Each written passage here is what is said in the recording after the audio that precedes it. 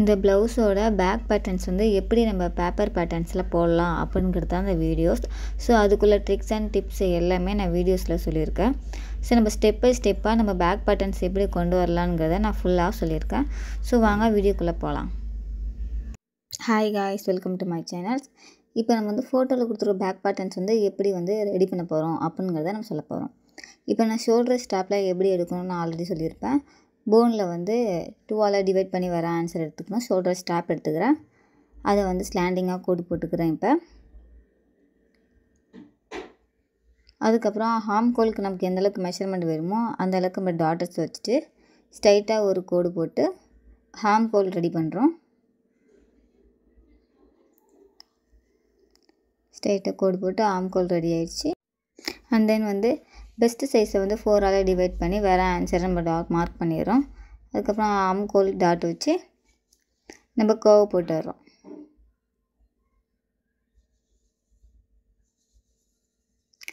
இப்போ வந்து நெக்குக்கு பார்க்குறோம். நெக்குக்கு வந்து நம்ம போட் நெக் தான் எடுத்துக்கிறோம்.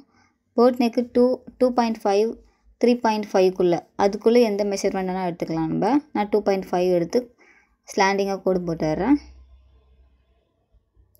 இப்போ ஸ்ட்ரைட்டாக நமக்கு ப்ளவுஸ் லென்த் எந்தளவுக்கு வேணுமோ அதை மார்க் பண்ணிடுறோம். நான் 13 வச்சுக்கிறேன். டாட் வச்சுட்டு இப்போ ஸ்ட்ரைட்டாக ஒரு கோடு போட்டுடுறேன். இப்போ பேக்கில் நமக்கு எந்த அளவுக்கு லென்த் வேணும் அப்படிங்கிறத நம்ம மெஷர் பண்ணுறோம். நான் எனக்கு 9 வேணும். ஸோ 9 வச்சுட்டு ஸ்ட்ரைட்டாக ஒரு கோடு போட்டுடுறேன். கரெக்டாக 9 இருக்கான்னு செக் பண்ணிவிட்டு ஸ்ட்ரைட்டாக ஒரு கோடு போட்டுறோம். இதுதான் வந்து மெயினான பாயிண்ட். இதை வந்து நான் அந்த ஸ்ட்ரைட்டாக உள்ள கோடை வந்து 2ஆல் டிவைட் பண்ணி நடு சென்டரில் டாட் வச்சுட்டு இப்போ ஸ்லாண்டிங்காக ஒரு கோடு போடுறேன். அது பார்க்க வந்து டைமண்ட் ஷேப் மாதிரி வருது. ஸோ இந்த இடத்துல வந்து நான் 1 இன்ச்சஸில் டாட் வச்சிடுறேன். நம்ம பாடி மெஷர்மெண்ட்க்கு ஏற்ற மாதிரி நம்ம 1 இன்ச் வச்சுக்கலாம். எனக்கு சின்ன பாடி அப்படிங்கிறதால நான் 1 இன்ச் வச்சுக்கிறேன். பெரிய பாடி 40, 42 அந்த மாதிரி பாடிக்கெலாம் வந்து நம்ம 1.5, 2 வச்சுக்கலாம். இப்போ சென்டரில் நான் ஒரு 1/4 இன்ச் போல் டாட் வச்சுக்கிறேன். நம்ம 1/2 இன்ச் 1 இன்ச்லாம் வச்சிட்டோம்னா நம்ம போடும் போது அந்த இடத்துல வந்து தூக்கிட்டு தெரியும் கிளாத்து. அதனால நான் ஒரு 1/4 இன்ச் போல் வச்சுக்கிறேன்.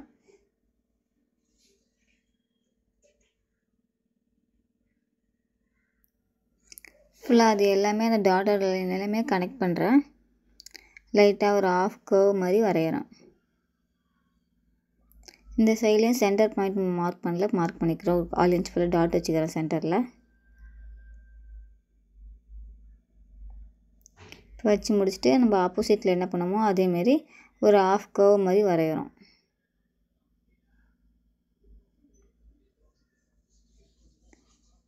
இப்போ நம்ம வெஸ்ட்டு டாட் வைக்கணும். ஸோ அது நமக்கு எந்தளவுக்கு வருதோ அதை நம்ம 4ஆல் டிவைட் பண்ணி வர ஆன்சரை ஸ்லாண்டிங் கோட் போட்டுடுறேன். இப்போ நான் என்னென்ன இடத்துல என்னென்ன மெஷர்மெண்ட் பண்ணேன் அப்படிங்கிறத மார்க் பண்ணிடுறோம். இந்த இடத்துல 9, இந்த இடத்துல 7.5, இங்கே வந்து 5, இங்கே 1 இன்ச், 0.5. ஸோ எல்லா இடத்துலையும் நான் வந்து என்னென்ன மெஷர்மெண்ட் வந்துட்டு மார்க் பண்ணிடுறேன். இப்போ நான் ஃபுல்லாக அதை கட் பண்ணிடுறேன். இதை ஃபுல்லாக கட் பண்ணிவிட்டு நம்ம வந்து கிளாத்தில் ட்ரேஸ் அப் பண்ணிவிட்டு ஸ்டிச்சஸ்க்காக அலவன்ஸு எல்லாத்தையுமே டாட் வச்சுட்டு நம்ம இந்த இடத்துல இப்போ நான் கட் பண்ணுறேன் இல்லையா, கர்வ் கட் பண்ணுறேன்ல, அந்த இடத்துல மட்டும் கரெக்டாக கேன்வாஸ் வச்சு நம்ம ஸ்டிச் பண்ணோம்னா பக்காவாக இதோட அவுட்ஃபிட்டு நமக்கு வந்துடும். எப்பொழுதுமே இந்த மாதிரி டேர்னிங் திருப்புறதுல சென்டரில் கழுத்தில் அந்த மாதிரி இந்த மாதிரி டிசைன்லாம் வர இடத்துல வந்து கேன்வாஸ் யூஸ் பண்ணி நம்ம ஸ்டிச் பண்ணோம்னா நம்ம என்ன எதிர்பார்க்குறோமோ அதே அளவுக்கு கரெக்டாக பர்ஃபெக்டாக வந்துடும் டிசைன்ஸு. இப்போ வந்து நம்ம ஃபுல்லாக அதை கட் பண்ணி எடுத்துக்கிறோம். ஸோ இதை வந்து ஃபுல்லாக கட் பண்ணி எடுத்துடலாம். ஸோ அவுட்ஃபிட் வந்து பேக் டிசைன்ஸ்லேருந்து இப்படி தான் இருக்கும். இதே போல் நிறையா டிசைன்ஸ் வந்து நெக்ஸ்ட் கிளாஸில் பார்க்கலாம். தேங்க்யூ ஃபார் வாட்சிங்.